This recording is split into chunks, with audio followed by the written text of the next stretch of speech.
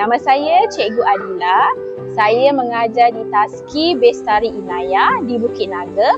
Sekolah ini mempunyai seramai 84 pelajar.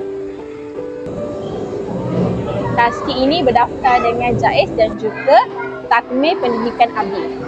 Sepengetahuan saya, pihak Tunas memberikan bantuan sebanyak RM50 untuk membayar yuran persekolahan.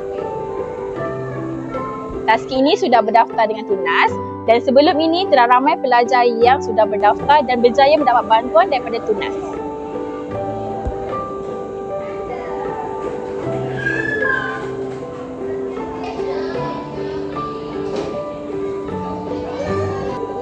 Tahun ini, Tunas telah menambah baik syarat permohonan daripada 3,000 sehingga ke 5,000 pendapatan isi rumah.